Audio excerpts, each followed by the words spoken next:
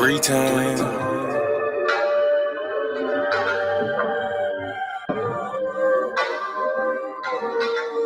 4 times.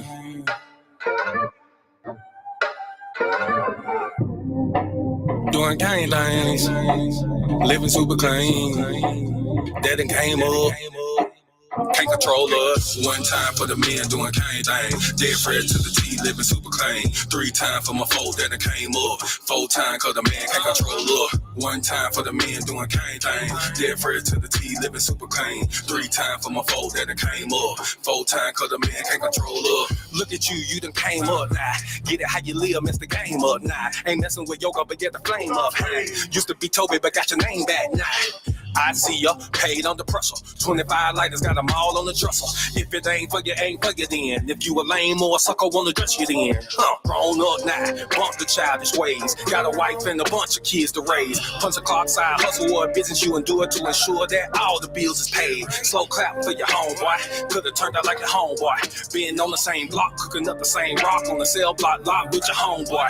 But no, you had vision, you had gold. Brand new you on the old time road, take care. Home where you bust your low. Black men don't teach, screaming bump the hoe. Real men talk, real king ways. Still in captivity, but minds ain't slave. Got a little wisdom, boy, you PD grade. Giving out the knowledge on the stoop these days. 1 time for the men doing cane things. Dead Fred to the T, living super clean. 3 times for my foe that done came up. 4 times cause the man can't control up. 1 time for the men doing cane things. Dead Fred to the T, living super clean. 3 times for my foe that done came up. 4 times cause the man can't control up. 1 time for the folk that have moved up. Even if you had a slow start screwed up. Used to gang bang, now homie brewed up. Had a little plan, I had them blew up. Look at you like a man right now. Dressed to the T, smelling like a grand right now. And you ain't got nothing from a handout now. Just faith and hard work gets it planned out now. You could've took a bunch of dusty roads. The hand dealt with a bunch of cards to fold. To stay hot while the world is freezing cold. The same plot, but the story's never old. Slow clap for your kinfolk. Could've been asking what your info. Prosecutor could be trying to do you in for the 2020 twins, so you passing out the info. But no, you had purpose, you had plans. I ain't throwing nothing on Mercedes bands. Won't impress y'all, don't need no fans. That ain't my God, who is that, man? This real men talk, real king ways. Still in captivity, but minds ain't slave. Got a little wisdom, boy, you peep these grades. Giving out the knowledge on the stoop these days. 1 time for the men doing cane things. Dead Fred to the T, living super clean. 3 times for my foe that came up. 4 times cause the man can't control up. 1 time for the men doing cane things. Dead Fred to the T, living super clean. 3 times for my foe that came up. 4 times cause the man can't control up. Yeah, real man. Sheesh. Yeah. Doing cane things. Mono. Living super clean. That it came up. 1 time for my king doing king things. Mom these hoes cause he know he got a good thing. I submit and I cook and I clean and I never hold back on that pop. I'ma let it rain. Made me honest, I got a ring. All praises to the most high, let it sing. A real man able, sister never came. And I ain't going nowhere, this is not a game. Look at you, girl, you lonely right now. Settling for bums instead of men the most high. He provide and protect so he get our respect. And he leading us aboard when them chariots fly. I don't really think you hear me though. You can't cross this bridge on some billy goats. Let them save you. Hello, Miss Shalom, sisters and cousins, and praise the Lord, saints. It's your favorite housewife, Miss Mono. There we go again. Shalom and shalom to you all on this evening. Yamaya, shalom. Thank you for joining me, sis. On this Thursday, it's just a normal Thursday here for us because we do not celebrate the slaughter and massacre and genocide of other brown people. So all praise to the Most High for y'all for joining me on this Thursday evening. I know you could have been anywhere in the world and on this internet, but you're here with me and I appreciate that. A lot going on today, but our main topic is Black women and the gay bestie. And let me assure y'all, like I did some diving for this because I didn't want to, I don't like to talk about things that I don't live or I don't know about. Okay. So I did a little research on this. And I'm not saying that I've never had gay friends or whatever, or gay male friends. I'm not saying I never had that. But we'll discuss and get into all that a little bit later. Brew News, Sister Delta, Shalom and Shalom, sis. Like, share, subscribe. Turn on your notifications if you would like to know when we go live here at the House of Mono. If you're new here, please allow me to introduce myself. I am at Miss Mono's World on all these social media platforms: TikTok, Facebook, Instagram. At Miss Mono's World, please follow me, and you'll see my family and everything else that we have going on over here at the House of Mono. Speaking of the House of Mono, I have to shout out the most hardest working, sexiest, most loving husband in Israel, Monologue with Dad, ladies and gentlemen. Please follow him on all your social media platforms. If you're on the YouTube, go ahead and close your little chat box. You can come right back to it, but hit that thumbs up for us there. We would definitely appreciate that. Turn on your notifications so you know when we go live.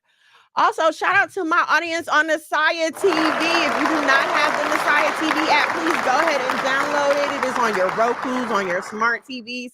If you can't get to the TV, there's always Messiah.tv. You can watch live. There are past episodes there, not just of my show, but of other great righteous content. So when you get a moment, download the Messiah TV app. And listen, if you're watching me on Messiah TV, stay on Messiah TV. Pick up your phone so you can comment on YouTube. Give us a like on YouTube. Show us some love on YouTube. Okay. All right. Let's see. Am I finished with my shout outs? I think I am. Listen, please feel free to join in the conversation here. This is a interactive podcast here. Okay. I want to know what y'all think about what I'm saying. But the first thing I want to talk to you guys about, this Cassie and Diddy lawsuit. Okay. The quickest,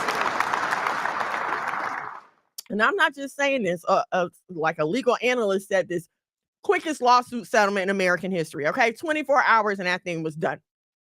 So when I was reading about why it was settled so fast, apparently Cassie was running out of time. So if you don't know, the state of New York not too long ago extended their statute of limitations on reporting sexual abuse for adults, right? So apparently, if you've been keeping up with the story, Cassie went through this horrible years, horrible. I don't remember how many years it was. I don't know why I want to say it was 10, but she went through some horrible years with this man, left him, married someone else. And during her pregnancy, this is what was reported, that during her pregnancy, when she had to be sober, is when she started having all these nightmares and like just horrific flashbacks and stuff like that, which is what prompted her to go to a therapist and seek compensation for the damage that was done to her. I'm not mad at her for that. Okay. And it's so funny to see stories come out now about people who have been around forever. Like, okay, I'm 43 now, just turned 43. Okay. I'm 43, right? So I've been through the 80s and the 90s. So I was there when what was his name at first? I was there when Puff Daddy was on Motown with Andre Harrell. Okay, this was before Bad Boy. I remember that. I remember when him and Mary J. Blige was the thing, because he had produced her on What's the 411? Okay, I don't know if anybody's old enough to remember this. If you are, help me out. But so I remember when he started. I remember when he was with Misa, his first baby's mother. Like, I remember all this stuff. And I also remember when Wendy Williams sat on WBLS and started reporting to us about the gay rapper. And she will always just tell these stories about the gay rapper and his sidekick and all these wild parties and all the things that were going on. And anybody that was listening in a tri-state area, I don't think anybody doubted that she was talking about Puffy and who would have been Mace at the time.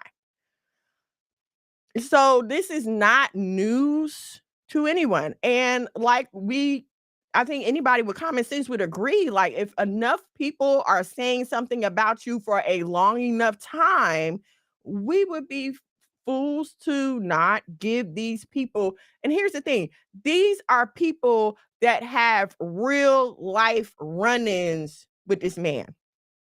Okay, these aren't little rumors. This isn't a tabloid report. These are people who've had real life run-ins with this man. We're talking about singers from Danity Kane, 112. What was that show he did? Making the Band. Mace had complaints. It was who's that? Shine. He was, you know what I'm saying? It's like the rap sheet is long as heck. If this was anybody else, okay, if this was anybody else, they'd probably be under the jail by now. Okay. But you know what money and power will do for you in this country? Money, power, and the right connections and good lawyers and NDAs. Okay. Because apparently that's the weapon, the NDA. That's where he got his tactics from. That's what I've heard. I've heard that's where he got his tactics from as well. Yes. So that's the funny thing. His Misa, you don't really hear too much. I don't recall really hearing too much about her speaking bad about him in the public. But it was kind of just a known fact that it was an abusive relationship. Like this is just like locally known. You understand what I'm saying? Like everybody knows that. And then, you know, what happened with Kim Porter. And so with Cassie bringing out this lawsuit, you just have all these people who are saying like, no, yes, we've been seeing this the whole time. Something's wrong with this man. So I don't know where this is going. Yes, that lawsuit is settled, but it's kind of like you woke a sleeping dragon here. So let's see, you know, what's going to go on with that. Big Gahi 316. Biggie had the trend in his video standing up in the bathroom. I heard about that. What video is that? I can picture the video in my head, but I can't think of the song. I think it was the One More Chance video. I did hear about that. I don't know. I don't know about that man's proclivities. Val Shalon, I hope I said your name right. Shalom and Shalom, thank you for joining me. So yeah, let's just, you know, see what's gonna happen. So everybody's favorite couple, or one of, you know, a lot of people like them. I'm not gonna say everybody's favorite couple, but one of America's favorite Black couples, Tiana Taylor and Amon Shumpert, as you know, they are in the middle of a divorce now. But reports have come out that allegedly she filed for this divorce months ago, citing his narcissistic behavior. She reported that he had been arrested for multiple DUIs, that he has blocked opportunities for her, that she turned down jobs because he was feeling insecure. When they would go out for events, the photographers would ask him to move out the way so they could just get a picture of her, and it just all became unbearable for her. All right. And now let me say this too. I also remember her talking about them having threesomes like regularly. Okay. And I'm gonna get to that. But the other day my husband sent me a meme, and it said it was a picture of Mr. Clean cleaning, and the caption was me if my wife made $12 million or whatever. And me and my husband were talking about it, and he was like, yeah, if you got $12 million now, that would be cool. He's like, but if you would have had that when we got married, I wouldn't have married you. And I'm like, man, why would you say that? And he said, because it's hard to get a woman to submit when she's already well off. And I can't necessarily disagree with him. Okay, because think about how we get. All right, when our money is good, and this is a problem that we as Black women have as a whole. We get a little education, or we come up some other kind of way, and our money is good, and all of a sudden we don't need a man anymore. All right, all of a sudden a man ain't nothing but the meat between his legs, and we see no other need for them in our life. We can buy everything that we thought a man was supposed to do for us. So now I can just go buy a handyman. I can pay for security. I can pay for this. I can pay for that. So what do I need a man for? Now, Tiana reported that while Amon had a $40 million contract with one team, he got signed to a $300 million contract with another team. Okay. And so he was making a lot more money than her at one time. And so he wanted her to sit her tail down. Like he wanted her to sit down and be a wife and be at home raising his children, just like any man would once he acquires more. Like when a man can look at you and knows that he can provide for you, in his mind, what reason do you have to be out here trying to compete with me? Because at this point, it's a competition. Okay. And I know you're going to be like, oh, why do you look at it that way? How is it not that way? If we're all on the same team, we're all on the same team here. Okay. And that man's position is provider. And now when your position is supposed to be nurturer, okay, let's take a relay race team. On a relay race, it's called a 4x4 because it's 4 people and they run 4 laps, right? And at the end of your lap, you're supposed to hand your baton to the next person. They take off. What happens when we as women try to be providers is now you have 2 people running the first leg of the race and there's nobody to run the second one. So that means that neither the third nor the fourth one gets completed either. Do you understand what I'm saying? Everybody's so busy trying to be the provider that now nobody's being nurtured. Nobody's receiving the feminine aspects of care. Okay. And I know what I'm saying may be outdated and ancient and, oh, if she want to work, she should be able to. But look at what has happened and look at what has happened. Now they've had 2 children. They've had 2 children. And now these 2 children have to grow up in a broken home. Why? Why? They're not poor. Far from poor. So here's my thing. Here's my, I guess, challenge to us as women. Okay? If that man is making more than enough to provide for you, to give you and your kids stability, why won't you chill out and play your natural God-given role? I'm not saying some women don't have to provide, but that's not the case in this situation. And to bring it home to some of y'all, that's not the case in everybody's situation. Just because he didn't make $340 million a year doesn't mean that he don't have enough to provide. You understand what I'm saying? I really not speaking on the ins and outs and allegations of abuse or anything like that. And let me just say this, because I saw a TikTok, was it yesterday? I think it was yesterday, where a sister was saying that she had given someone in her family advice. And unfortunately, that family member was in an abusive relationship, and that family member has since been murdered by her abuser. Okay. So let me just say, yes, we advocate for marriages staying together, but ma'am, sis, cousin, if your life is in danger, run. What are you waiting for? What it's too late after you're gone to say anything. So I don't, I just in case someone needs to hear this, if you are being abused, it is okay to leave. Like, you do not have to stay and tolerate having physical violence committed against you. Like, no, that's not what we're going for here. Okay. Mary Lou, shalom and shalom, sis. I mean, she do be out here half naked. Why would he be cool with that? And exactly, that's what I'm saying. Like, he has enough money to provide more than what she could get by being out here being naked.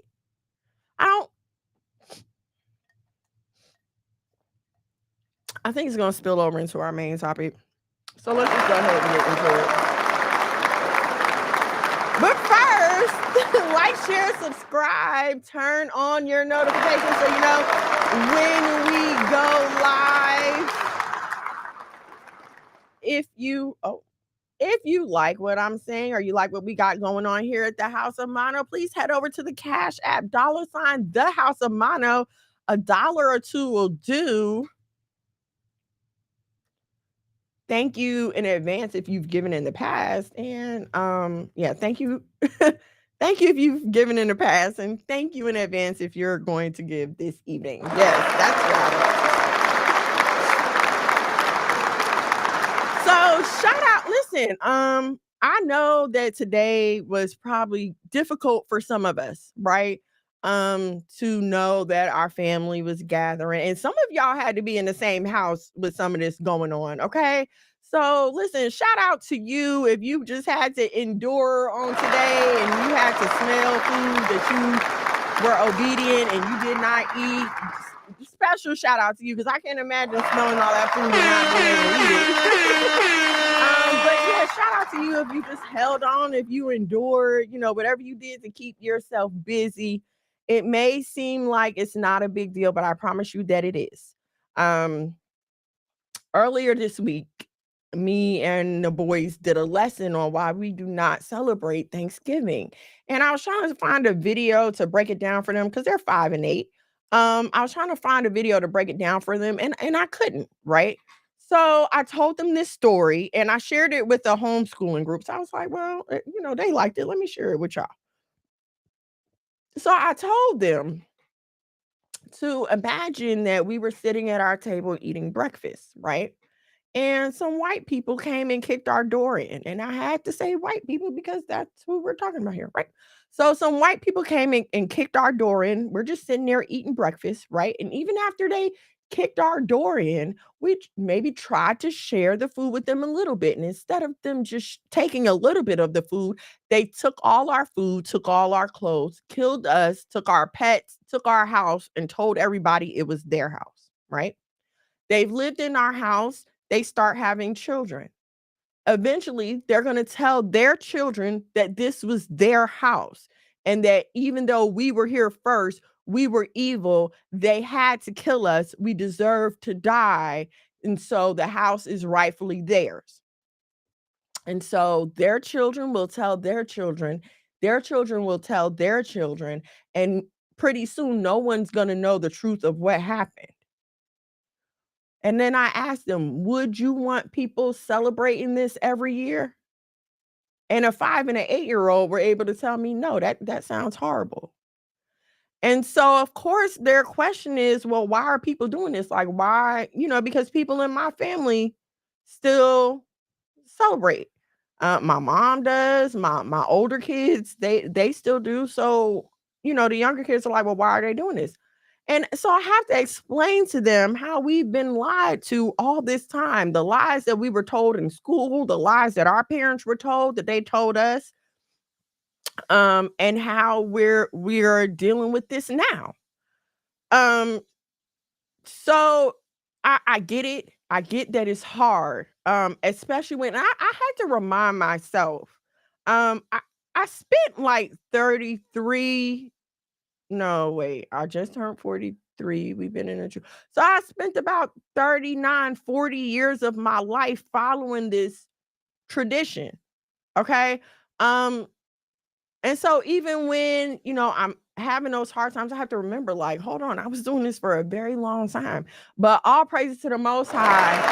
Like I told my kids, this is why I homeschool them, because I want them to know the truth up front. I don't want them to have to be 30, 40 years old trying to relearn everything. Like the Bible says, once again, becoming little children and having to come back for the most basic understanding through no fault of their own.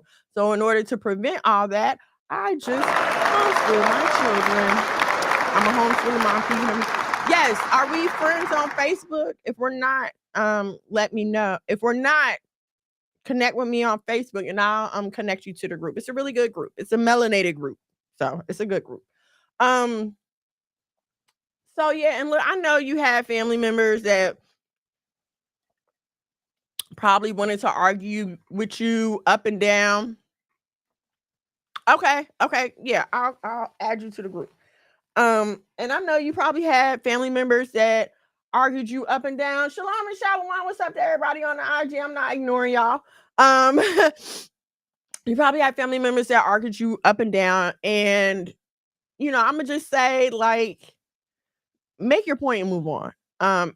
As you know, everybody's not going to receive. Everybody's not going to hear. Some people just not going to hear it because it's coming from you, right? But it's no need for you to be arguing and cantankerous. Say what you got to say, take your stand, and do what you are or are not going to do. You know what I'm saying? No sense in fighting about it or whatever. Somebody sent me a video from I meant to show y'all this video. My husband sent me a video the other day of this father walking into a daycare, and they had his son in a full-on Cinderella, Snow White. It was a Snow White gown. They had the son in a full-on gown. And now the father walked in there. Angelina, shalom and shalom, sis. Thank you for joining me.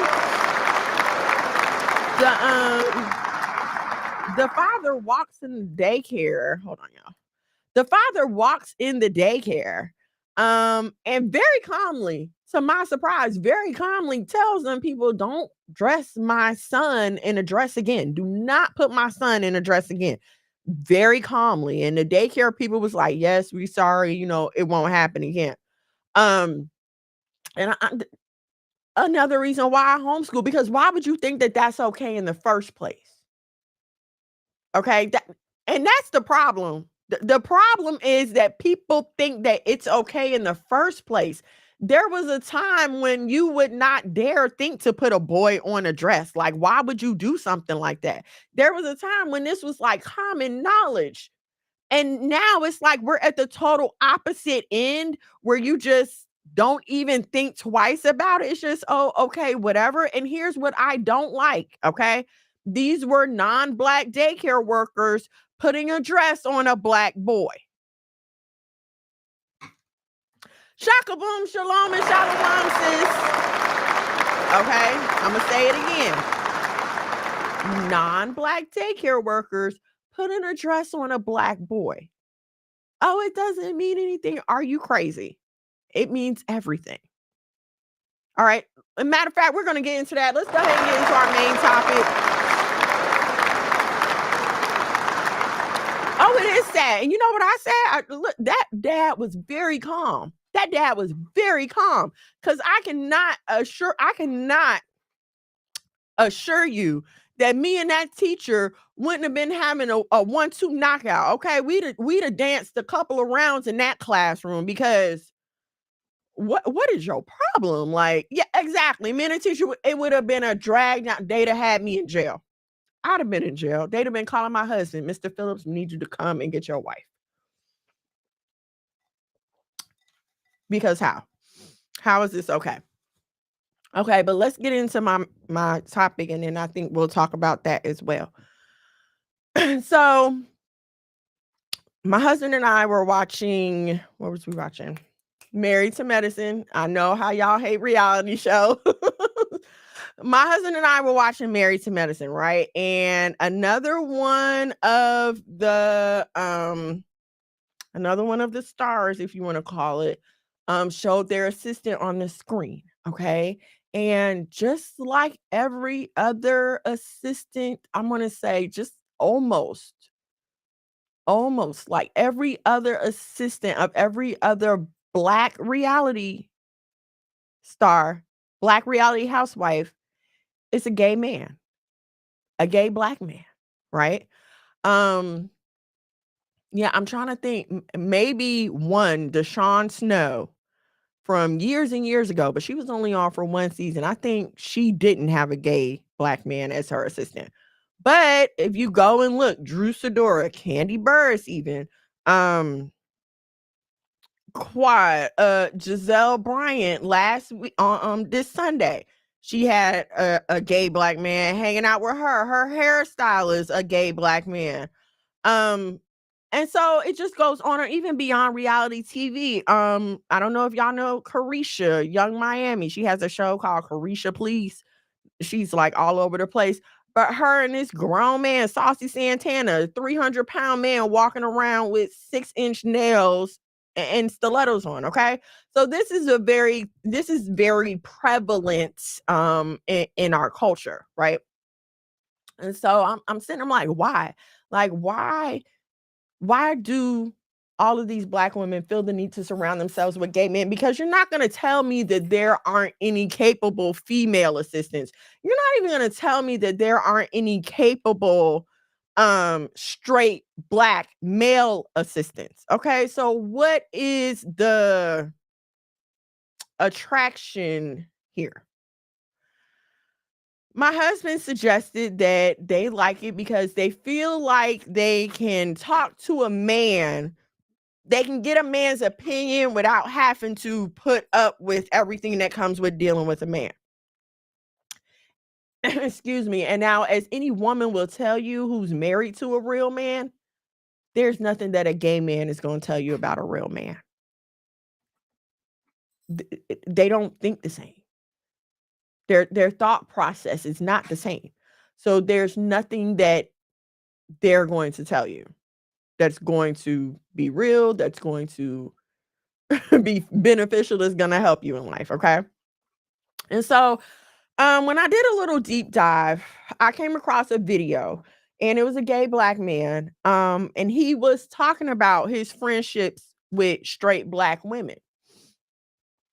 And a lot of what he was saying, and it was a rant video. It was a rant. He was angry. But the comments were people agreeing with him. And basically what he was saying is, in the case of the gay Black man, this is someone that the Black woman can comfortably put her foot on his neck. Okay? And what do I mean by that? When we're cool, it's cool, right? When everything is cool, when he telling you how dope your hair is and everything else, it's cool. When he telling you about this dress and get your nails, it's cool. But no, I'm not even gonna go there. It's cool Monday through Saturday. But see, y'all are going church on Sunday and talk all kind of trash. They all kind of punks, faggots, and sissies and everything else because you don't need them now because you're in front of your church family. And to do anybody like that is wrong. Okay? To do anybody like that is wrong. So please don't take it as me trying to defend one party against another. That's not what I'm doing here. As always, I'm trying to point out our behavior so that we can correct it. Okay. Another thing is because a gay Black man will never be a Black woman. They'll never be a woman. And so in the mind of a Black woman who feels the need to befriend this individual, she has one up on this man. Okay? Because no matter how much you try to tell us that, oh, just because I'm gay doesn't mean I want to be a woman, the things that you're saying aren't making sense, especially when we live in a day and time where you're dressing like women, you're behaving like women, you're accessorizing like women. Okay? I just I don't understand in their mind how they figure that we're not supposed to see it that way when you go through everything to emulate us. And the way that he was trying to explain it was when a little Black boy is gay, he doesn't necessarily want to play with the boys. So they get sent over to the girls. So that's just who they assimilate to. Okay, that was the explanation for why they tend to take on feminine characteristics. The fact of the matter, though, is that that's who you are trying to assimilate to. You're trying to assimilate to a woman. Okay? And so in the mind of these women, they can have that on them. And well, you can never be a woman, you can never be me. All you can do is pretend. Okay, so they have that up on them. And hold on, let me read some of these comments because I don't want the comments to get away from me. They're gonna agree with everything you say. And they're gonna agree with everything you say, I feel like, because in their mind, they're relating more to you as a woman. In their mind. They're not seeing themselves as a man. So it's impossible for them to offer you an opposing point of view when they don't have one. It's like you getting together with your girlfriends trying to get advice about men. No, that's crazy. We'll talk about that in a second. They doing your hair, your nails, and toes and picking out the outfit you wore to the club Saturday night. Exactly right. But on Sunday morning, they're trash. Or when you get around your mama and them, all of a sudden they trash. Let's see. Yes, reality counts in everything. In everything. Okay, so here's what I've discovered or feels been revealed to me throughout my life.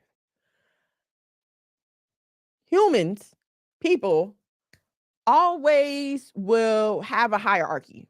Whenever there are multiple people, multiple groups of people, different structures of people, people will always ensure that there is a hierarchy, meaning that they're always going to, whenever possible, try to make sure someone is beneath them. Why are you saying this? Let's look at the founding of this country as an example, okay? These Europeans came over here and did everything excuse me, let's be clear. The British came over here, did everything they possibly could to wipe out the Native Americans, right? Stole their land and everything else. Okay. And then as other European groups, European whites came to this country, they also felt the need to say that they were better than them. They had been here longer. They were land owning, aristocratic, whatever. They had bloodlines from Europe. So that entitled them to be better than Italians, Poles, Germans, Franks, whoever was coming over here, right? At the time, before at the beginning of the transatlantic slave trade, there was indentured servitude going on. You had white Europeans come over here, they would work for a certain amount of years and get their freedom, okay? What started to happen was the white indentured servants and the black and brown enslaved decided, like, wait a minute, we don't have to take this from them. There's more of us. And we're tired of it. Okay. So then you have Bacon's Rebellion, I believe it was recalled. Okay. They're getting together, they're fighting against the power structure, the land owning aristocracy, whatever. It's at this time that these white men decided, like, we need to get more of them on our side. We've got to break them up. Because if they get above us, then all hell's gonna break loose. Okay, so what they did at that time was they allowed the other white-skinned European immigrants to consider themselves a little bit better than their Negro slave counterparts simply because they had white skin, and that in itself made them superior. Okay, so what you then had was indentured servants getting their freedom, getting jobs, getting money, buying land, and then turning around and buying the same black and brown people that they had been enslaved with and that they were rebelling with the aristocracy against. Okay. And now these people who started out as indentured servants get to look down on the people who were right there with them fighting for the same rights. Simply because, well, I must be better than you because we started at the same place and look where I am now. I must be better than you.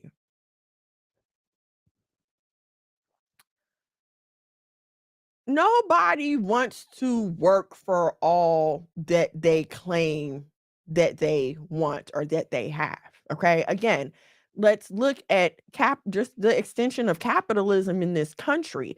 If you go back to the age of the robber baron, we're talking like 1920s.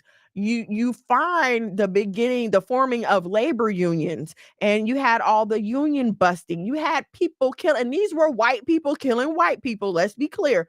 You had owners of companies, you had your Rockefellers and your Vanderbilts having their workers killed because they didn't like the way they were being treated. Okay. So here's what we have to understand. When you get a certain group of people, and yes, I'm saying that Black women hold this same mindset. I'm going to explain it to you. When you get a certain group of people here who have acquired some type of clout, some type of power, some type of esteem, no matter where they've gotten it from, it's only effective if there is someone with less power, less clout, and less esteem. Because if there's no one with less, then who am I showing all of this off to? If there's no one with less, then who am I standing over? Who do I have power over if everyone has the same as me? And unfortunately, one of the things, see, just like the white indentured servant back in the day was allowed to work their way to their freedom, the Black woman has been given the ability to educate herself and work toward her freedom. And again, I'm not saying that all Black men do not have the same opportunity, but it is not a coincidence that Black women are the most educated group in this country. It is not a coincidence. It is also not a coincidence that Black men are the most incarcerated group in this country.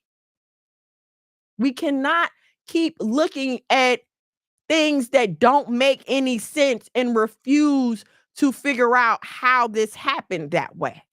Okay. Even from the very fact of them understanding that it is easier for girls to sit in school for 8 hours a day than it is for boys, and then refusing to do anything to help those boys beside medicate them. Nobody wants to believe in the school to prison pipeline until it's their son being unjustly incarcerated, or until it's their son being denied an education.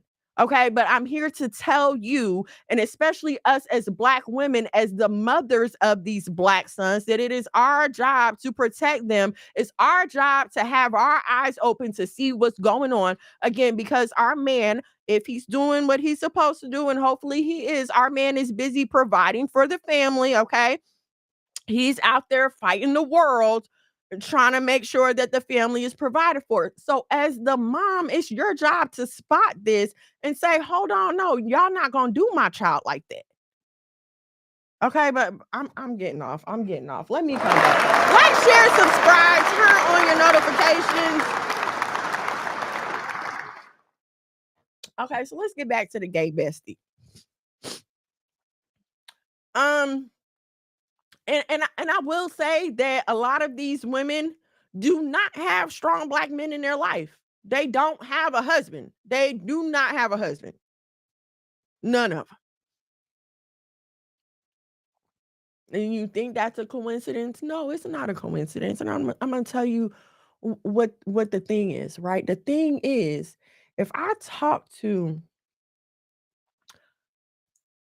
even in my own mind, if I go to, let's say I'm having an issue with my husband, right? And I want to talk to somebody about it. But I want to vent. I want to vent. I don't want somebody to correct me. I'm not here for any counsel. I'm just here to vent and to say what I have to say and whatever. I'm not going to call someone who I know thinks like my husband. Because first of all, they're not going to sit down long enough to listen to my bull crap. Okay. Um, and then all they're gonna do is repeat what my husband is saying, right? Okay, so think about this. If I'm a single Black woman out here and I'm dating or whatever, and it's going how it's going, like it is, and I'm not ready to accept accountability for my behavior, I am not going to go to a man that's like the ones that keep rejecting me because they're the problem, not me. Okay. It's not my fault that I can't have a good man. It's their fault. So I don't want to talk to them. All right. But if I can get to a gay, if I can get a gay man to talk to, right, I can fool myself into saying, well, I did ask a man. I did talk to a man. But you're not really. You're fooling yourself. It's like a mirage. You know that that's not a real man in there. But you, to comfort yourself, and again, to avoid taking accountability, because you can't afford for anybody to call you out. Ooh, strong delusion. That's a good one. Yes. You can't afford for anybody to call you out. You can't afford for anyone to try to put you in your place. Okay? So I'm going to reach out for the branch of the nearest comfort. And if y'all remember Tyrese's wife a few weeks ago talking about how she had the wrong friends in her ear, those branches of comfort, the people that give you the words that tickle your ears, often lead to your destruction. They often lead to your destruction.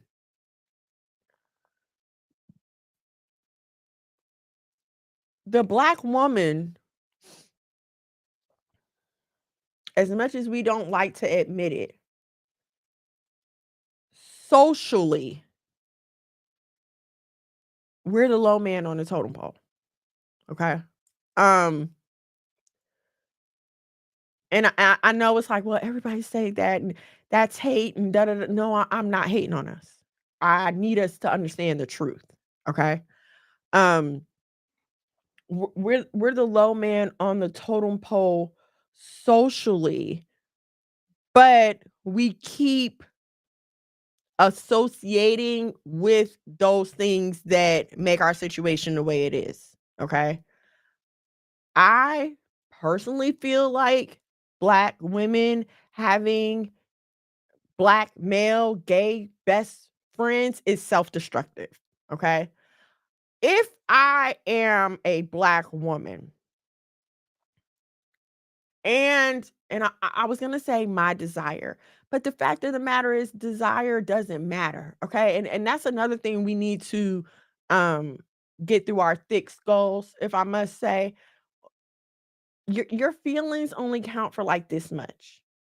Okay. The fact of the matter is, and I tell y'all this all the time, it's just like anything else you buy. You buy it and there are it comes with an instruction manual. The refrigerator, the TV, the dishwasher, the car comes with instruction manuals, guidelines, maintenance requirements, everything else. You as a human being come with an instruction manual. You did not create yourself. Therefore, you cannot dictate your own purpose. I hate when people say, I am the captain of my soul or whatever. I determine my fate. No, the hell you don't. You don't even determine if you're alive right now. It's literally not up to you to be alive right now. So, how do you think that you just woke up one day and all of a sudden I'm the master of my destiny? I real that level of humanistic thinking is really beyond me. Okay. Um, but unfortunately, some of us have decided, and again, I'm only talking to Black women. So why y'all picking on us? Because that's what I am, and that's who I'm talking to. Okay. Um, we decided one day that, oh, forget what the creator says. I'm going to do what I want to do. That's like taking a bottle of wine and saying, I know this wine says it's wine, but I'm going to repurpose it and say it's water. And then you're mad when you're drunk. Okay, that's like some of y'all today. Well, I know Thanksgiving was started to commemorate the savage betrayal of Native Americans, but I'm hungry. And so I'm going to say that I'm using this day to thank God. And that just sounds so backwards anyway. But this is what we do. We decide that we're strong enough and we're going to repurpose a thing, right? Even ourselves. Even ourselves. So instead of us understanding our God-given purpose and our God-given design, because you don't go, listen, I'm not going to go to the LG headquarters and tell them, excuse me, I know this says it's a dishwasher, but I really believe it would be better as a refrigerator. I really do. And therefore, I'm going to take this dishwasher and hook it up to my refrigerator tubes, and I'm going to use it as a refrigerator. They would probably have me committed on a 5150, because who says something like that? But if you stop to think about it, that's exactly how stupid we sound when we try to tell God that he didn't know what he was doing when he made us. And therefore his plan for us to be wives and reproduce and to be a helpmeet is all wrong. I'm going to replug myself to not be that. You sound crazy. And we have to be concerned with having these sweet besties around our children, especially our son. I don't want them around my sons or my daughters. Or my daughters. Hamashiach wasn't exempt. He said, take this cup from me, and turn around and said, if it be Abba's will. Hello, it's the Most High's word. We're just living in it. I had to I was talking to my boys the other day about, I forgot what we were talking about, but I had explained to them that to me, life is like a video game. And what do I mean by that? When you start a video game, a RPG, role playing game, you design your character, you get to decide where you want to go, and all this good stuff. I really feel that the Most High is like first player. Okay, he's at the first player controls, right? So again, I had to tell my kids this: your video game character doesn't look back at you and tell you that you did something wrong with them. Like, my sons play Roblox. If one of their Roblox guys turned around on the game and said, I don't like my hair brown, I want you to make it blue, we would all have a problem with that. And yes, I'm oversimplifying, but it's the same thing when you turn around and telling the Most High, I know that you created me for a man, but I've decided that I don't need a man. I know you created me to be married and to reproduce and to fill the earth, but I don't want to do that anymore. And here's the thing that I don't think that we realize. When you step out of service to the Most High, you're automatically lending your services to the opposite. Okay. You cannot have two masters. You cannot serve God and money. All right. And you might be like, well, why would you say money? That's what mammon is, first of all. And secondly, if you literally think about what you're doing, that's literally the choice that you're making. Okay. You are saying, I don't care what God has for me. I don't care what his plan is for me. I'm going to go out here and make this money. I want to make my money so I can ball out, so I can take my pictures for the gram, so I can stunt on people and everything else. I'm not going to have no man telling me what to do. I'm not going to compromise with nobody. I'm not going to have no kids running around tearing up my house.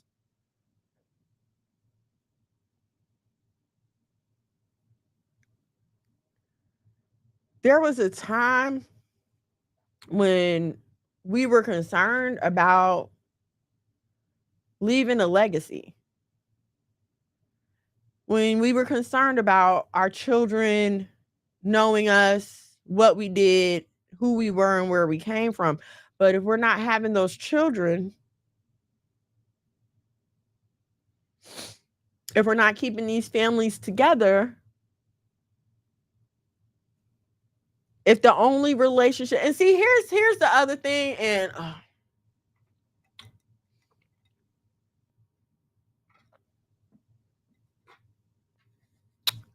if I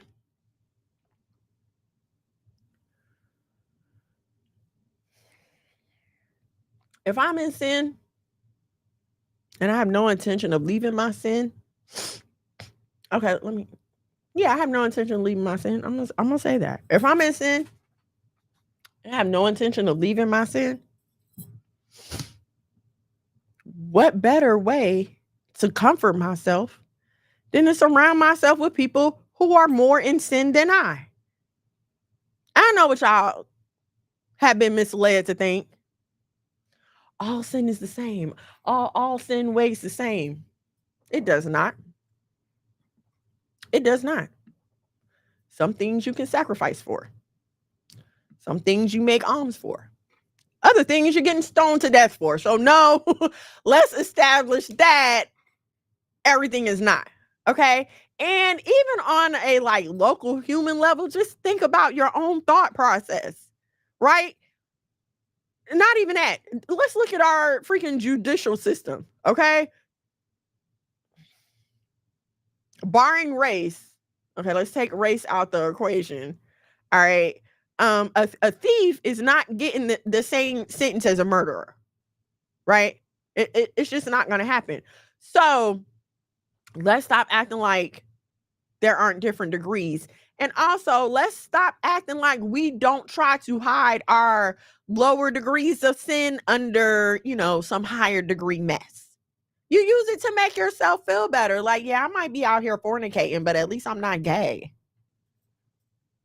And stop acting like these conversations don't take place behind these gay people back, because I know that they do. Because Black women are catty and petty and jealous.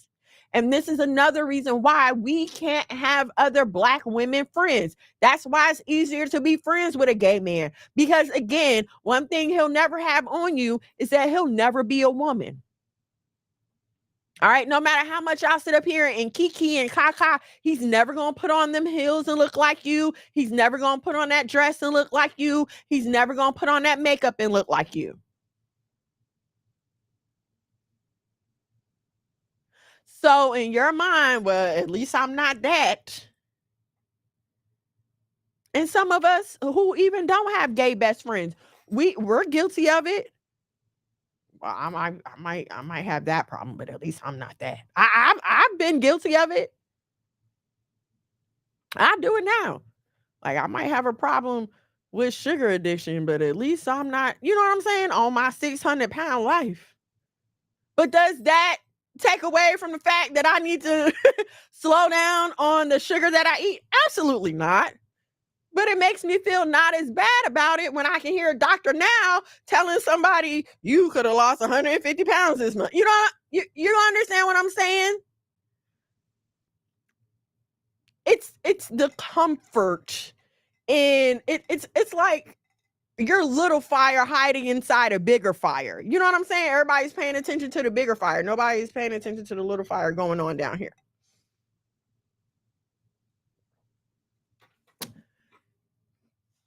And this is another reason why you feel so comfortable talking to this person, because you know what? As much as you don't want to admit it, when you know a person is not living right, it is easy to disregard them, even if what they're telling you is true. All right. And now I'm not talking about, hear me, like in other situations, I'm not talking about straight up obvious things, right? Like, me and my husband had this conversation all the time. It's certain people that just can't tell me things. You just can't tell me things. Like, if you're not living like you're supposed to, if your husband or your wife don't have no good report about you, I don't know. No, you can't tell me nothing. You could be right as rain. I really could need to look both ways before I cross the street. But no, you ain't got your life together. Don't come over here telling me nothing. And so, in this fake delusion of the Black woman and her gay bestie, I can come to you and you might be talking right, but I can, please. You don't even know you put the round peg in the round hole. How you going to tell me something? Makes you feel better about yourself, and that's a daggone shame. Right. Better go get you some real friends who will stay in there behind the chains. Exactly. And but that's what I'm saying. I don't have to listen to that. I don't have to listen to that. Because you're not right yourself. Like, share, subscribe, turn on your notifications so you know when we go live here at the House of Mono. Thank y'all for joining me this evening.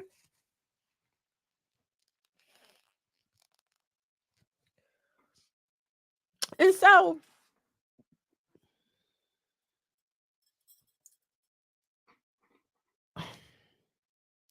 when you think you have all the answers, here's what I'm gonna say.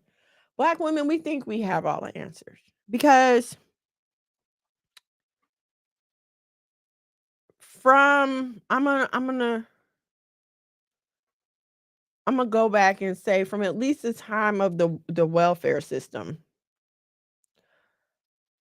Black women in general have been given like a cheat sheet, like a little cheat code. I'm gonna give you this welfare. I'm gonna feed your kids. I'm gonna provide a roof over your head. All the things a man is supposed to do, and now you don't need them anymore. And here's the question: was the welfare system created out of a need, or did the creation of the welfare system create a need? What do I mean by that? Were black men just so absent in the home and so messing up that the government needed to subsidize the Black woman and her children? Or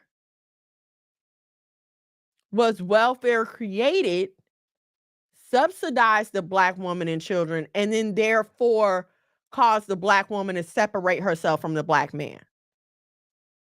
One of two things happened, okay? And yes, I know we're talking about the 60s and 70s. This is before crack, but not before heroin, okay? So we're dealing with that drug issue, we're dealing with unemployment, and we're dealing with migrant workers being brought into this country. And I know this is a current issue, okay? But it's happened before in our history and it's happening again, okay?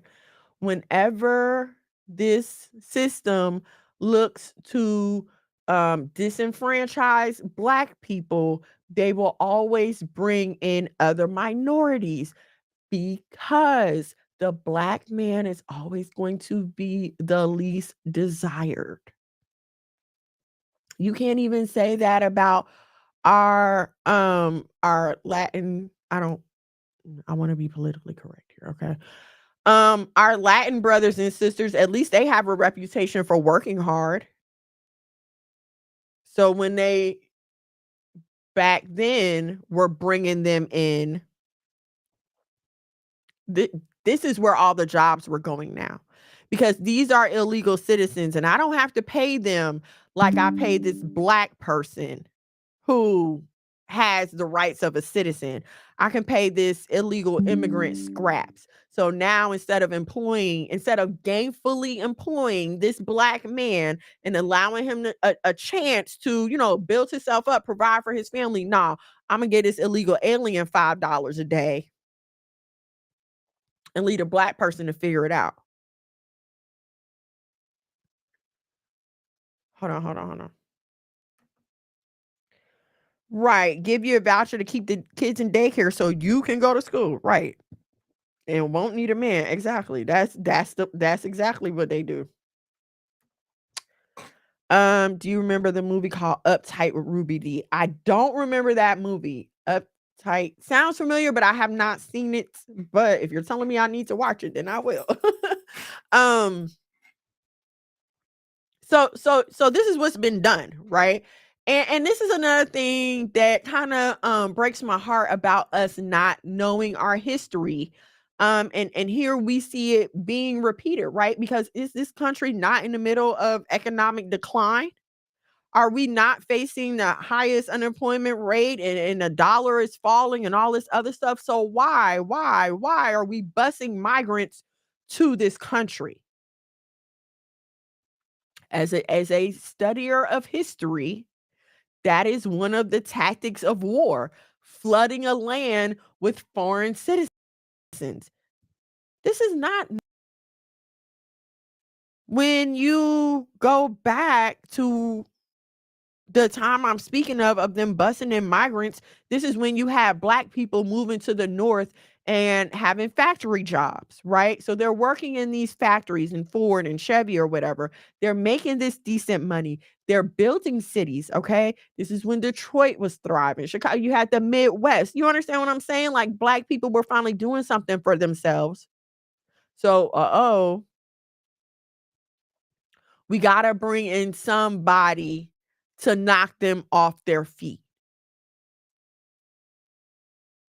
And I wish that we could I wish that we could get this, right?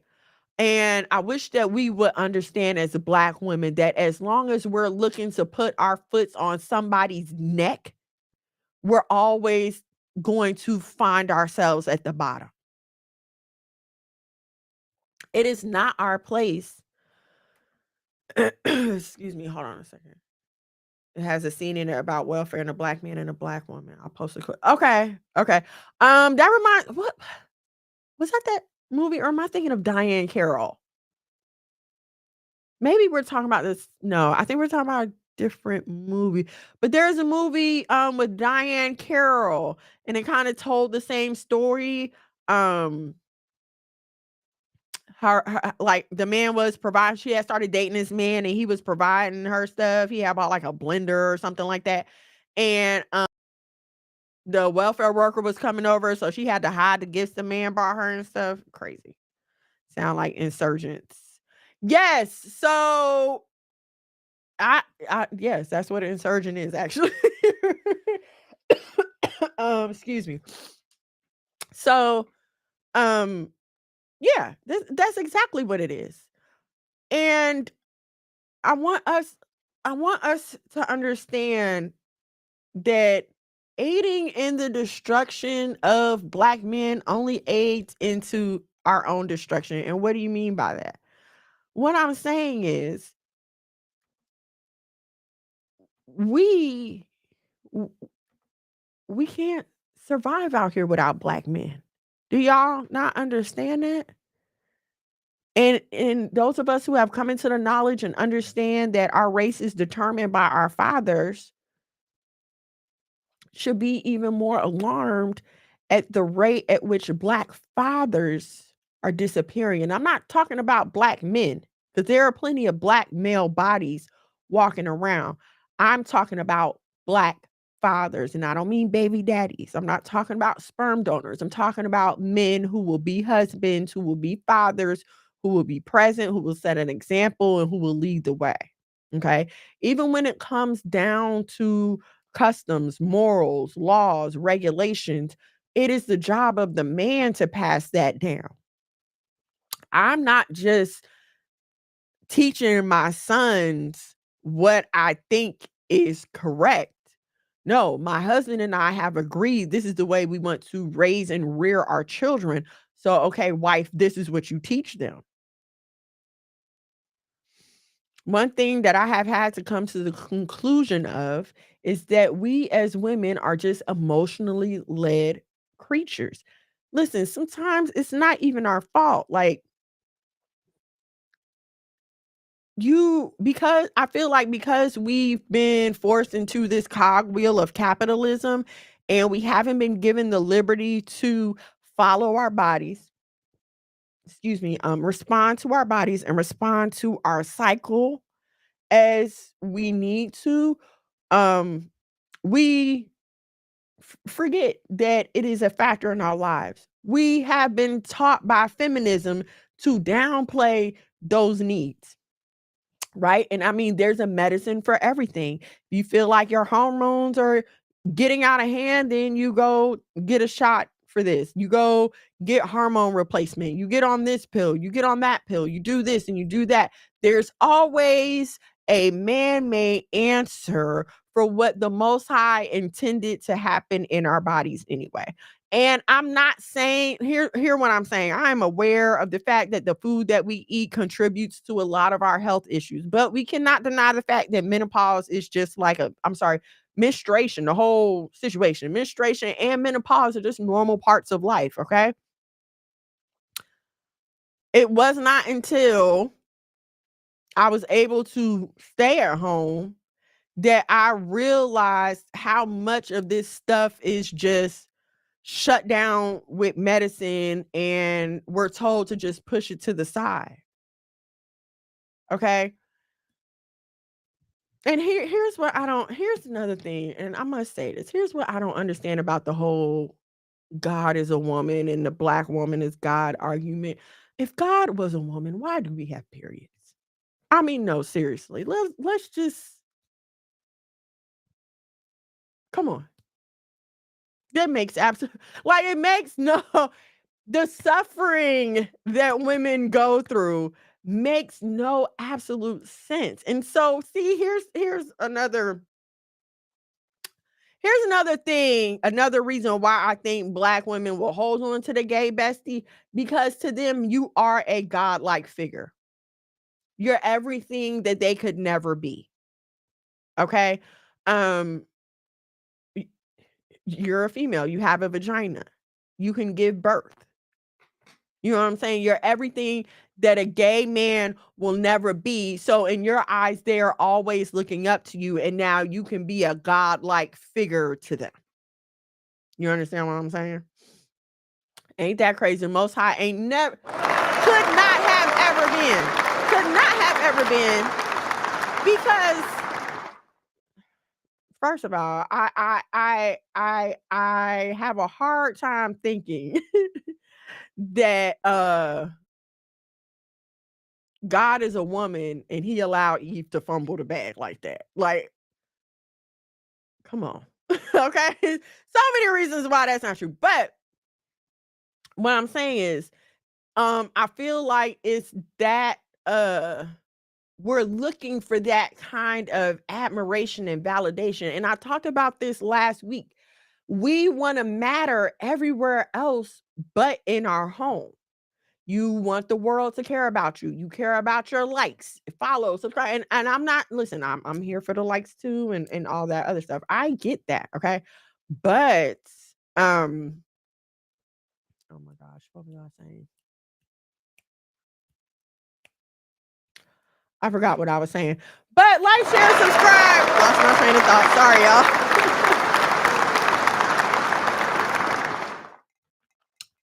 Oh, listen, I know what kind of woman I am. Okay. I definitely better wipe this place out a few times. Like I can probably name you off 10 points in history right now where I would have blew this whole place up and started it all over again. We would probably still be on Pangea, okay? If we had to start all over again. All right. So I don't believe that anyway. Oh, okay. Validation. Right. Okay. And so here's the other thing. We are we're constantly in a world where we're receiving mixed messages, right? And if we don't decide what message we want to receive, then we're constantly going back and forth and searching for validation for our purpose, right? Because on the one hand, you have the black liberal feminists telling you you don't need a man and you can do it on your own, and um you can have your fulfilling life, and they'll tell you that single childless women are the happiest women on earth and all this other stuff. And then on the other hand, a lot of you, those of you who have been called to be such, feel that inner calling to be a traditional wife and mother, right? And so you're tossing back and forth and back and forth trying to decide which way to go. And so when you are struggling and you surround yourself with people who will back you one way or the other, that can provide the validation that you're looking for and will often and sometimes can cause you to continue on a right path. Because I'm going to tell you, not a lot of validation for doing the right thing. Okay. You're not going to get that too often. All right. But so when you are deciding to do other things to chase the things of this world, you are looking for somebody to co-sign that for you. You are looking for someone to make you feel better. I say a lot of times that people want other people to do what they're doing so that they feel better about it. I feel that way about a lot of these lifestyle experts that get on here and promote these alternative lifestyles. If you're so comfortable with it and about it, then why do you need, you know what I'm saying? Why you need other people to do it? So I feel like that's where the gay bestie comes in too, because they're always going to validate no matter what, even in your mess.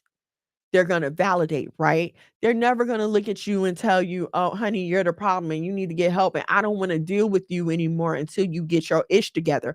Whereas a straight man is gonna tell you that. I'm not dealing with that no more. I don't have to tolerate that from you, and I will not.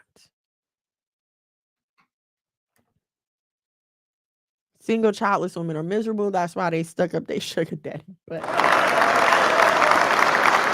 um, and even when it comes to having girl best friends, right? Because another woman is not going to take your crap like the gay bestie. Because to the gay bestie, all your cattiness and stuff, that's cute, and all the little slick comments and the kiki and a ha ha ha. That's cute, and we can exchange shade back and forth and all this other stuff. But you not gonna sit around and talk slick with another woman. All right, she not gonna allow that. If she got any kind of sense, she gonna leave you right where you are. Like, girl, what is wrong with you? It's no wonder you can't keep a man. It's no wonder you ain't got nothing going on for yourself. Look at you. But you don't want to hear that from another woman because she is you. She knows what you're capable of. She knows how you're thinking. She knows what you're thinking. She knows why you did what you did, and she's not afraid to call you out on your bull crap. You come up with some story and she'd be like, "Oh, okay, so what you wanted to happen, what you tried to manipulate was," but no matter how much your gay bestie playing your makeup, he's not going to understand the inner workings of your mind and therefore will not be able to call you out on that bull crap. You're going to just keep going and going and going in the wrong direction. You don't want anybody telling you right from wrong, and that's the problem with us. Right, exactly. That's why you ain't right. Oh, okay, this is what's wrong with you. We don't wanna hear that because we don't really wanna improve. That's why it's easy to keep the gay bestie. They're not gonna push us to improve. For what? They don't wanna be with us. We can't be a family. We don't want to be with anyone that's going to put a mirror to our face, and that is what a straight man will do. Even as a friend, and I grew up having male friends, like, I just did not ever have a lot of female friends, okay?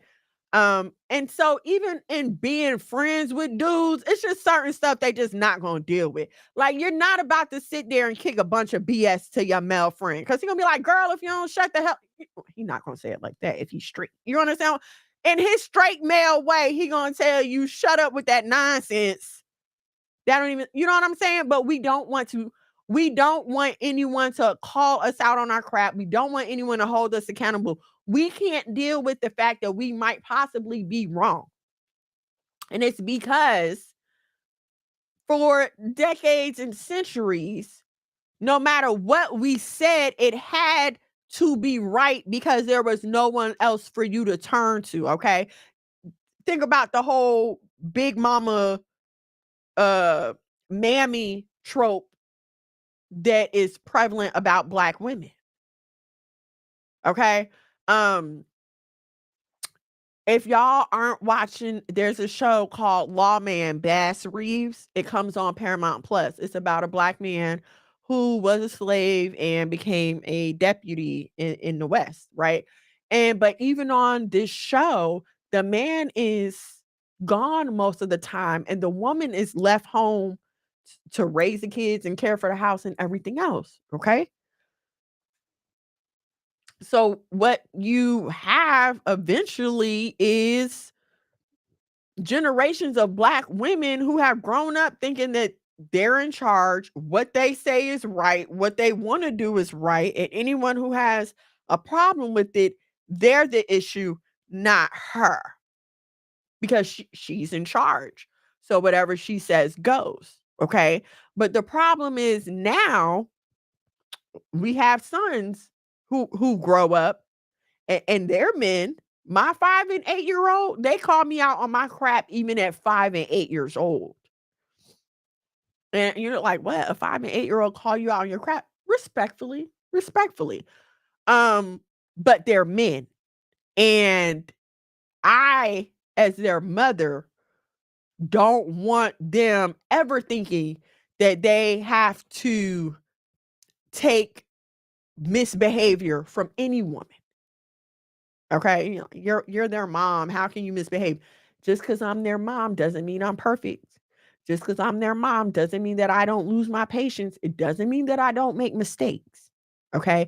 I need them to see their mom as a total and complete human so that when they are looking for a wife, they are understanding a total and complete human. They are not looking for some godlike figure who can do no wrong and whatever she says goes. No, they're looking for a total and complete woman who doesn't mind compromising, doesn't mind admitting when she's wrong and getting up and doing better.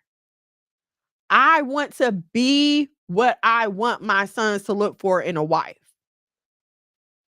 Okay? And it's weird to see other people witnessing our conversations because my son Atticus Atticus is very competitive, okay? He don't care if you 2 or 102. If y'all doing the same thing, he's going to make it a competition. And so when he goes to boxing training, he likes to bet his coach that he can jump rope more than him, right?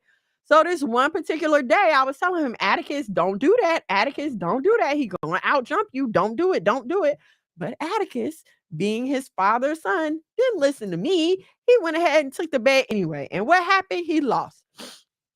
So while he was down there doing his 50 push-ups, he's like, Mom, why didn't you tell me? You're being a butthole. Why didn't you tell me? And the way people looked at him like, oh my gosh, how dare he say that? But I was just like, boy, I'm not being a butthole. I told you, da da da da. We continued our conversation, okay? And it's crazy to me. But I allow my children the room to respectfully express themselves. I don't know why we feel like we're raising a bunch of puppies who have to just constantly be going around licking people's hands and begging for a morsel of decency and respect. No, these are they're not fully autonomous. They are not self-guiding, but they are autonomous individuals who grow up with a pattern of behavior that they will emulate as they become old enough and independent too. Okay. And so back to what the sister was talking about having them around your kids, because I see a lot of that going on too.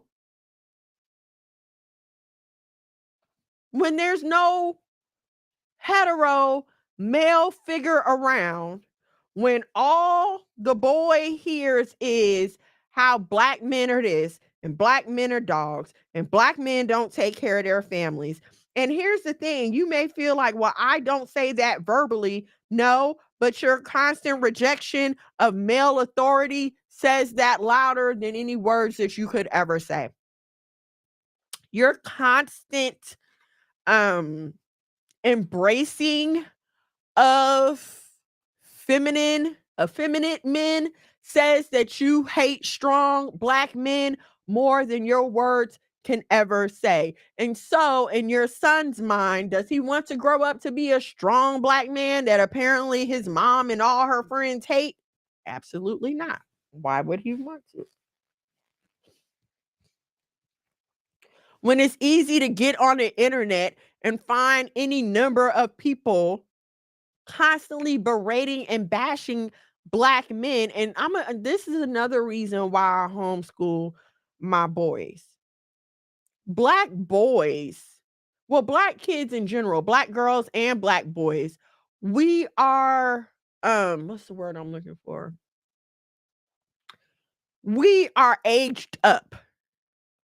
Aged up. And have you ever seen the pictures where they'll have a little Black girl in an outfit, maybe her hair is out, she has on a skirt or whatever. And then they'll have a little white girl about the same age, hair done, and usually, you know how they wear their hair. Their hair is all out. The little Black girl might have her hair in ponytails or something. The little white girl hair is all out, has on a skirt, whatever, whatever. And the little Black girl is considered fast. Same outfit, just about the same hairstyle, but the little Black girl will be labeled fast.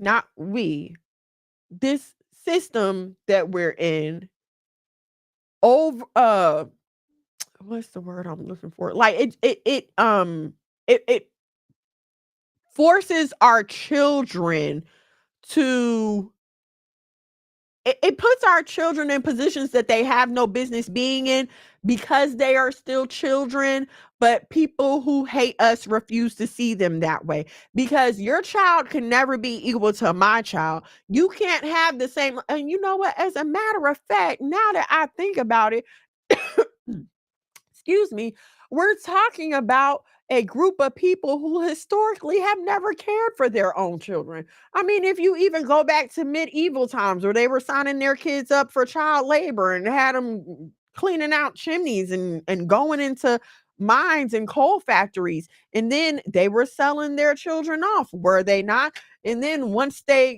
had their scruples about them to acquire some slaves, the slaves were raising the children. So we're talking about a group of people who have never in their generations taken on the personal responsibility of raising children, which explains why they cannot understand Black childhood. They don't understand white childhood. Which is why I refuse to send my Black kids to school, because what I'm not going to do is I'm not going to have my 8-year-old be treated as if he's a full-grown adult. Okay? I'm not going to have my 5-year-old be looked at as an adult, or I'm not going to have them live with the expectations of someone twice their age just because you decided that, oh, he's tall for his age, or whatever excuse you want to make up. I'm not going to subject my children to that as long as the Most High gives me the ability and the breath in my body. And that is why I will keep them at home. Another reason why I will keep them at home. Right, exactly. Hold on. Let me get to some of these comments. Hold on. Right. Listen, I've heard it said a lot of times that women who don't have other women friends are like sus or whatever. But I think women who don't have male friends are sus because okay, you watch Bass Reese? Did you see where he made Curtis, the little boy, not shoot that white man and the white man shot the little boy? Oh, that made me so mad. That I almost stopped watching it after that. Yes, we make mistakes too all the time. All the time. All the nannies clubs and groups they put their children in so they can have their outings. Hello, boarding school. Boarding school? Who sends their kid away to boarding school? Okay. And Black people do it too. Those of us who have been influenced by them, yes, they do it too. Like, share, subscribe, turn on your notifications so you know when we go live here at the House of Mono. And so I just want to say this. In conclusion, the black woman and her gay bestie is really a study in a relationship. I don't want to say it's an oppressive relationship. I will say this, most of these gay besties actually wind up working for these black women. I have not seen one. Well, maybe Carisha and Santana, I don't know. But for the most part, the gay bestie is usually their assistant, their stylist, their hairdresser, their something or other. They are some form of assistant in helping them to maintain the image that they have chosen to put forth into the world, okay? If you remember back in the RHOA early days when Phaedra was pregnant, she had Dwight Eubanks put on her over the top baby shower. Okay. Or Giselle Bryant with her gay hairstylist. Like the gay bestie is like the fairy godmother. They're supposed to help you with your hair, your nails. They're supposed to help you dress. And then they're just supposed to disappear when you have no need for them, or they work for me. So it's it's not an equal friendship. It's not the same friendship as me and another black woman who is my intellectual equal. It's not the same relationship there. Okay. Um we as black women have become so weak that we cannot stand to be criticized or corrected. And yes, it is a weakness. As long as you cannot stand to be corrected, you will continue to send yourself down the broad road to destruction.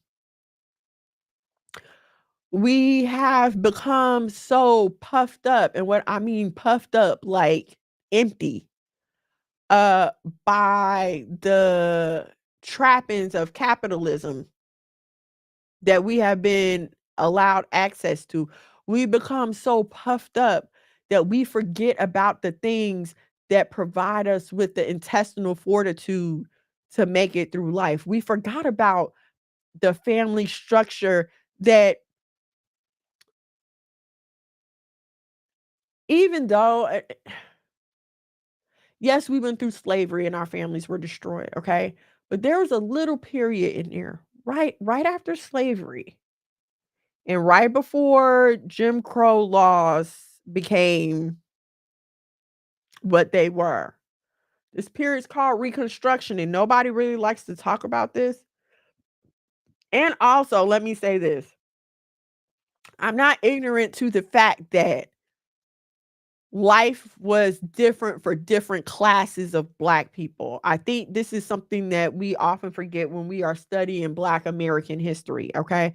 When you're talking about the Reconstruction period, you have to remember the fact that those with white fathers, those with slave owner fathers, had more to start out with, okay? So when you see the beginning of the black bourgeoisie and the black middle class, these are those children with black mothers and white fathers. And because of their white fathers, they were able to have that head start on everybody else. Okay. But even within that, you see black people working their self, working their way up, owning businesses now, uh having families, stable families. Okay. So I don't like for us to paint this narrative that, oh, black people never had families. And ever since slavery, we were just, oh, girl, no, you didn't. No, you did not say that. Nobody wants to talk about that. And so it's not this thing where we never had it right. No, we had it right.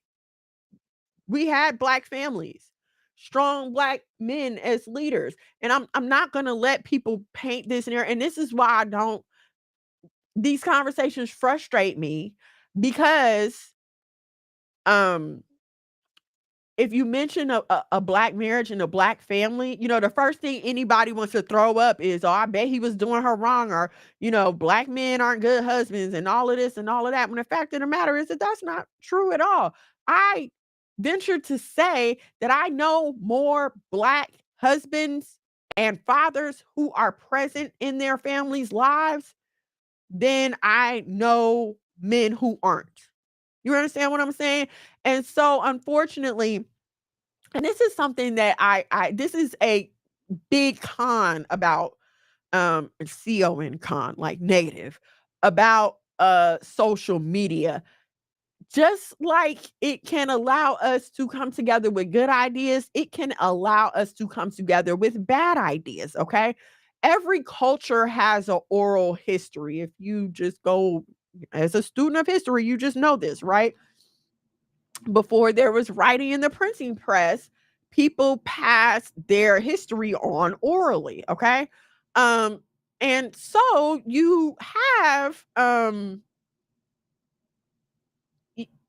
you have the resurgence of that in social media.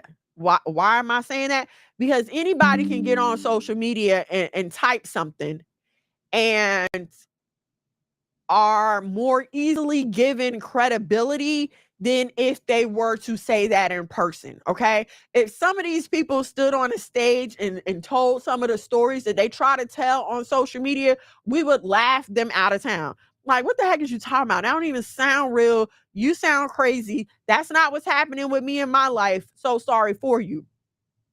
But because people are on social media now, we, for some reason, have started to just take a stranger's word as gospel. And so, look, she had a horrible relationship with a Black man, and look what a Black man did to her, and look what a Black man did to her, and oh my gosh, Black men are horrible. But I said this again, anytime you deal with a group of people, there's going to be good and bad in that group of people. If I only dated white men, I would have bad experiences with white men and good experiences with white men. Okay, so if your life experience, it's just like any other relationship. Me and my mama have good and bad times. Okay, like there's sometimes me and my mama beefing and we don't talk. That don't mean I don't love her or anything like that. It's just, okay, this was a bad time. Okay, and I'm using this to replace my mama with Black men in general. Okay, yeah, you're gonna have a problems with this one or that one or whatever, but that doesn't mean you throw away the whole assembly of Black men. I mean, y'all will go to Kroger, buy apples. One of the apples is bad in the bag. You'll throw that apple out and keep eating the rest of the apples. I know I do. But y'all have one experience with one Black man, and then you're ready to throw the whole thing out, circling back, forgetting the thing that gave us the intestinal fortitude to get to where we are today. Okay? We need our families. I'm going to tell y'all something. I took my mom, my daughters, took my sons to see Jurassic World live. If you're in the Atlanta area and you have little kids, take them to see Jurassic World. It's cute for little kids. My 8-year-old, I don't know, he's a bit sarcastic. But I wouldn't go older than 8. Like, if they're older than 8, don't do it. But 8 and younger, definitely. It was a good time.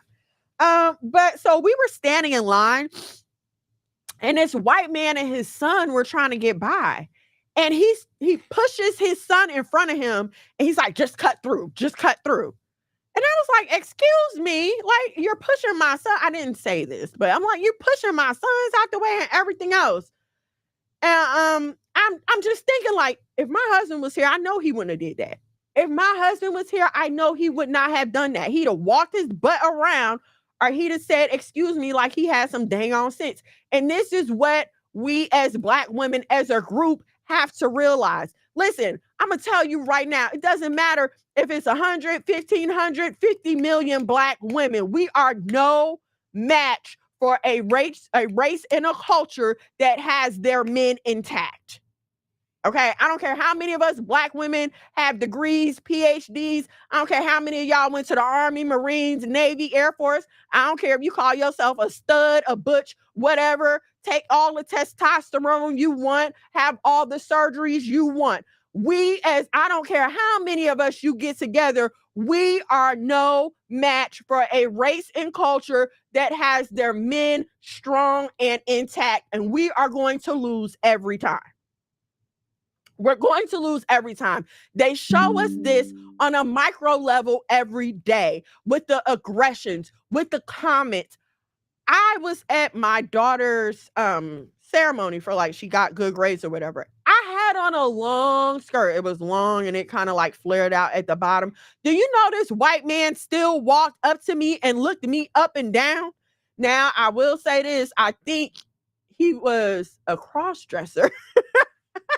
I think he was a cross-dresser though, because he was like, "Oh, girl, I like that skirt. I like the way it flare out." And, they making the bell bottoms like that or whatever. So it was just a little off-putting the way he was looking at me. But again, I say, if my husband was there, you understand what I'm saying? That wouldn't have happened at all. And so I don't understand how we will complain about the microaggressions. We'll complain about the girl. Yes, I laughed. Shaka boom. Don't look. I was so confused. And my first, okay, you know how somebody look you up and down, and you're like, ugh, like why are you looking at me? Like it didn't come off complimentary. It was weird. Because it's like, I don't know if it's sexual or if he just want my outfit. Like, okay, he's looking at my body like he like it, but I don't think he like it like that. I think he like it like he want to live in it. Okay. So it was weird, but I'm saying even as we experience this in our day-to-day living, I don't understand why we as a group and as a collective will not understand this. I don't understand why we won't get this through our skulls. Okay? Why we insist on going out here. And I just watched a video on, what channel was it? Now You Know. I think that's the channel. Yes, girl, living it. Like, no, I think he wanted to be me. Like, oh my gosh, what was I watching? Real Housewives of New Jersey. And this is like one of the first seasons. And so Danielle is jealous of Dina. And so Dina's like, I don't know what this girl wants from me. Does she wants to like skin me and wear me like last year's Versace? That's how I felt, like he wanted to skin me and wear me like an outfit. I mean, it was crazy. But anyway, yeah, so that's a problem with the gay bestie, right? Because you're basically co-signing the destruction of your strength. The black man is a black woman's strength. I know I'm not supposed to say that. We're supposed to be strong and independent on our own. But let me tell you, as a black woman who has a strong black man in my life that I can lean on, that's where your strength is, honey. Nothing else is, listen, after the Most High, nothing else is going to sustain you. Nobody can come and speak to your soul. I don't understand how y'all be comfortable letting these white men play in your hair. And speaking of white men playing in hair, sidebar, can we get back to gatekeeping? Because I'm so tired of seeing white people braid in black people's hair. I've had enough. I'm so tired of. I saw a reel yesterday. This black girl went to Ulta of all places, to get her hair done. Listen, if your hair does not do like mine, don't touch my hair. You have no idea how to handle this. And it bothers me because it's like y'all don't understand the history of black women in our hair. Y'all don't understand how at a time we were forced to cover up our hair because they were fascinated by it. They were fascinated by our hair. Do you know that that's why white women started getting perms? because they was trying to get their hair to curl up like this. And so for now, and then y'all paying them? Y'all paying them? I can't, We have forgotten too much of our history as Black women. We have forgotten. And listen to me. I know we're told about Harriet Tubman freeing the slaves, but do you think she was the only one? Do you think there wasn't Black men out there risking her? Nat Turner? You gosh, what is the brother's name? All right, I can't think of his name. Okay, but there were slave rebellions and runaways led by Black men. And see, the Black men that we're told about, like Frederick Douglass, you know, when you get into their history, you find out, or like W.E.B. Du Bois or a few of the others, you find out that 9 times out of 10 they were mulatto. And then but you find out that Frederick Douglass left his Black wife to get a white wife. You understand what I'm saying? So even when they try to call themselves uplifting us, it's always some kind of cut in there. Okay? But don't think that there weren't Black men working behind the scenes. Remember all the pictures that they showed us of them lynching Black men. Remember those pictures. These are the Black men that they're not telling you about.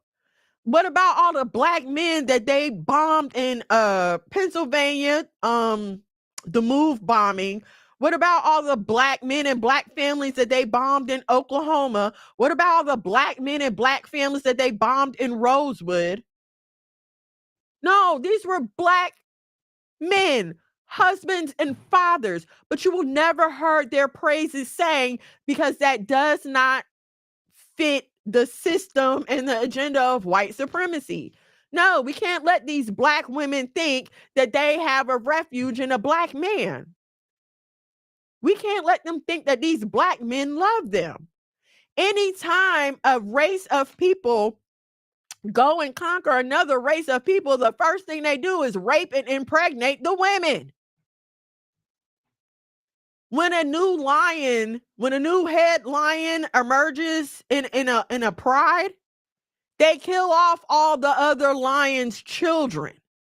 Like, I don't understand. We witness this through history and we talk about it. They tell you about the monarchs of Europe and Asia and how new families would come into power, or how a new man, and they could even be members of the same family. Like if the brother came into power, they killed off the rest of the brothers. If the cousin came into power, they killed off everybody under them. They always kill off any chance for opposition. Hello, when we were in Egypt, why did Pharaoh want to enslave us? Because if we get too strong and powerful, we'll team up with our enemies and we'll conquer them. They always want to exterminate the threat. But unfortunately, we Black women we're the ones that's working with the enemy. We have joined up with the enemy to get rid of the Black man. We are doing their job for them. It's like we're the spy.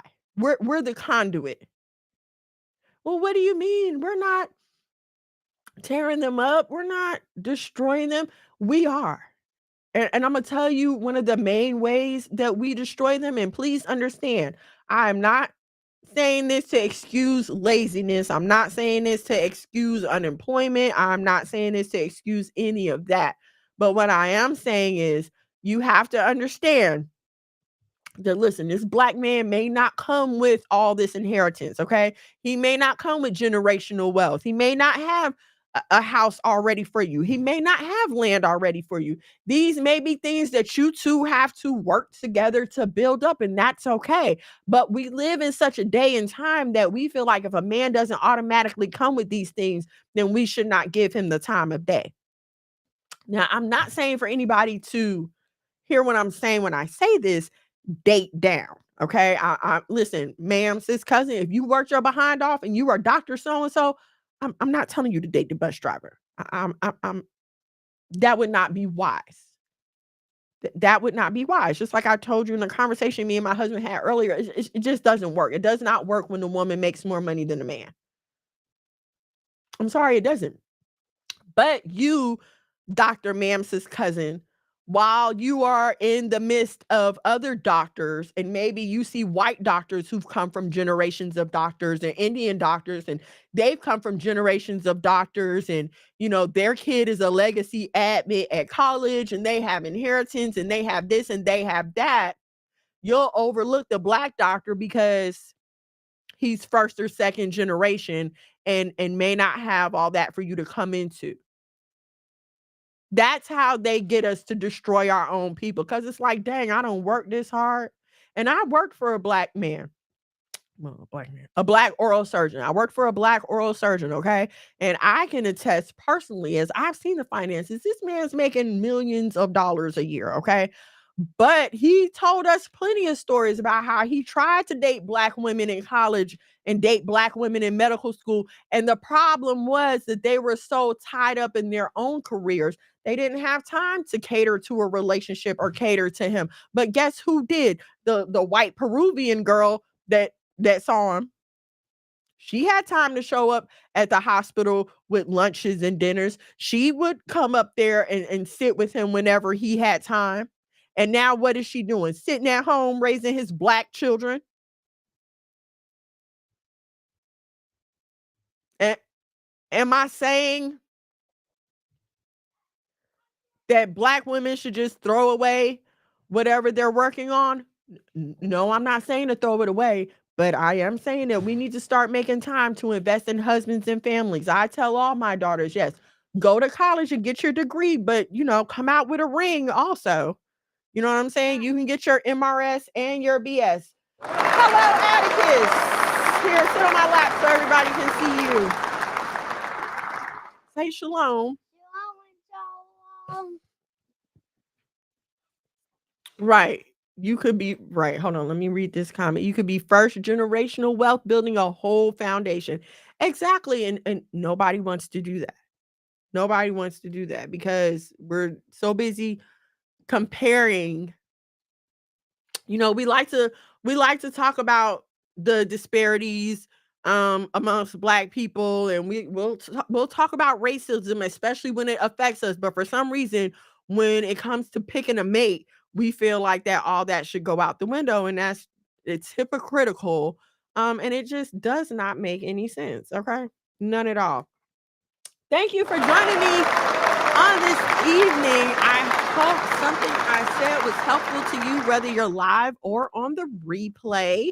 If you like something I said, or you like what we have going on here at the House of Mono, or you just like looking at Atticus every week, smile Atticus, please head over to the Cash App $ the House of Mono. $1 or $2 will do. And we thank you so much. Want to be at the top without climbing the mountain first, because we don't understand the generations of wealth. We just don't understand how that works. Angelina, say shalom. Shalom, Angelina. And Miss Angelina. You don't be calling adults by their first name. You can't do that. You wanna tell the people anything? You want to talk about your jump rope and boxing? No. Head over to F3. F3. You got time to go to the Facebook page or the Instagram. Go to the Facebook page of the Instagram. Okay, and then you got to tell them to follow your mommy on all social media. No, you're not going to say it? You want me to say it? Okay. If you're not already, please follow me on all your social media platforms at Miss Mono's World, Facebook, Instagram, TikTok. I'll be all around these content creator streets. Once again, if you are not following my husband, the head of my household, please follow him at Monologue Magad, MONOLOG MAGAD, YouTube, Facebook, TikTok, Instagram. all those good things. The Nasaya TV app. Shout out to my audience on Nasaya TV. Thank you so much for joining me. The Nasaya TV app, Roku's, Apple TVs, Fire Sticks, any smart TV, you can download the app. If you're not able to get to your TV, please head over to the web, Nasaya.tv. You can watch me live there Thursdays at 8 o'clock. Or you can watch past episodes, not just of me, but of other righteous content. And then they have like commercial movies and stuff on there too. They have content just for children. It's really dope app. You really need to get it. Yes. What about you? Okay, so Me and Captain like to play together and find bugs and lizards and snakes and frogs. Last time when we went to FC, we saw a little baby frog. It wasn't a it was just a baby frog.